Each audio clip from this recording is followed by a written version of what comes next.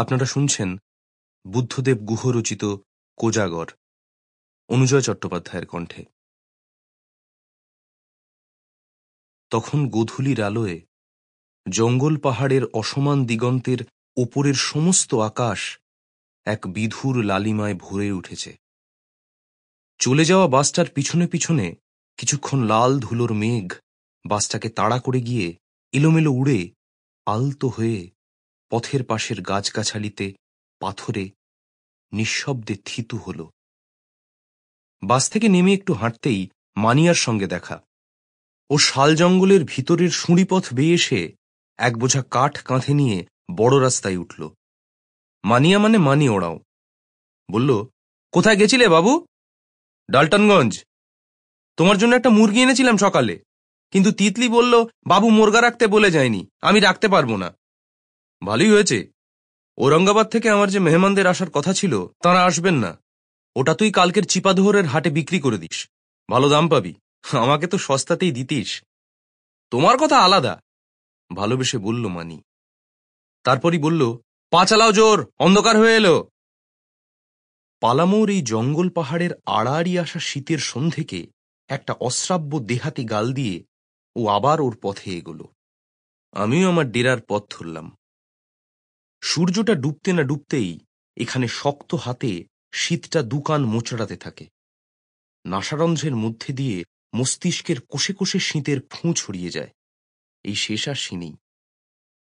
পথের দুপাশে লিটপিটিয়ার জঙ্গল, ঢোঁটা ঢোঁটর, মাঝে মাঝে রাহলাওয়ালার গোল গোল নরম লালচে বেদানার মতো ফুল। তারপরই জঙ্গল গভীর থেকে গভীরতর হয়েছে। কত রকম গাছগাছালি, বনজ সন্ধ্যায় গায়ের নিজস্ব গন্ধ উঠেছে চারদিক থেকে, রহস্যময় এক অচিন গন্ধ। দূরে পাহাড়ের নিচে নিচে, যেখানে জঙ্গল খুবই গভীর, সেখান থেকে টিটির টি টিটির টি টিটি টিটি করে একজোড়া টিটি পাখি ডেকে ফিরছে। তাদের গলার আগুপিছু ক্ষীণ স্বর ভেসে আসছে ভালুমার বস্তির ক্ষেত খামার আর জঙ্গল ভরা টানা টাঁড়ের ওপর দিয়ে।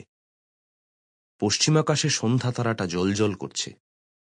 শিম আর লাউয়ের লতা ছাওয়া বাঁশের বেড়ার দরজা খুলে আমি ভিতরে ঢুকলাম।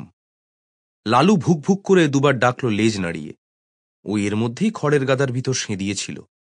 আমার ডেরার বেড়ার পাশেই আগুন জ্বেলেছে রাস্তা মেরামত করা কুলিরা, ওদের ঝুপড়ির লাগোয়া। লালু আমাকে অভ্যর্থনা করেই খড়ের গাদা আসি আগুনের কাছে গিয়ে বসল। দীর্ঘ হিমেল রাতের জন্য নিজেকে তৈরি করছিল। তিতলি দরজা খুলেই অভিভাবক সুলভ গলায় বলল, এতক্ষণে এলে? বাস তো এক্ষুনি এলো, শব্দ পাসনি? জানিস না ট্রাক নেই আজকে? যাওয়ার সময় যে খুব বলে গেলে দুপুরে আসবে, তোমার জন্য আমারও খাওয়া হলো না। দুপুরেই ফিরবো বলে গেছিলাম মনে পড়তেই আমার খুব লজ্জা হলো। বললাম, আমার খুব অন্যায় হয়ে গেছে, ক্ষমা করে দে। তিতলি ভীষণ লজ্জিত হয়েই উত্তেজিত হয়ে উঠল। বলল, ছি ছি, এ কি? তোমার সঙ্গে কথাই বলবো না তুমি এরম করে কথা বললে। অন্যায় তোমার? অবাক গলায় বলল তিতলি, যেন আমি কখনো কোনো অন্যায় করতেই পারি না। হাতের জিনিসপত্র রেখে মুখ হাত ধুয়ে জামা কাপড় বদলাতে গেলাম। ওই ঘরের পাশে রান্নাঘরে তিতলি আটা মাখছিল, তার শব্দ পাচ্ছিলাম। এঘর থেকে জিজ্ঞাসা করলাম, কি রেঁধেছিস রে আজ? লাউকির তরকারি আর চানার ডাল। খুব খিদে পেয়েছে, তাড়াতাড়ি রুটি সেঁকে ফেল, বেশি করে। দুপুরে তুই খাসনি? কোনো মানে হয়? এই সত্যিই খাসনি? সচ না কা ঝুট, উষ্মার সঙ্গে বলল। ওর হাতের বালার সঙ্গে পিতলের থালার ঘষা লাগতে নিক্কণ উঠল। তারপর নিচু গলায় বলল, আমি তো ভাতই খাবো, দুপুরের ভাত কি নষ্ট হবে? হাত মুখ ধুতে না ধুতে মিনিট দশেকের মধ্যে জায়গা করে দিয়ে খাবার নিয়ে এলো। গরম গরম হাতে সেঁকা আটার রুটি, লাউয়ের তরকারি, ছোলার ডাল, কাঁচা পেঁয়াজ, কাঁচা লঙ্কা। মনোযোগ দিয়ে খাচ্ছি। এমন সময় চুপি চুপি যেন কোনো গোপন কথা বলছে এমনই গলায় ও বলল, গাড়োর রেঞ্জার সাহেব তোমার জন্য নিম্বু আমলো। Sample complete. Ready to continue?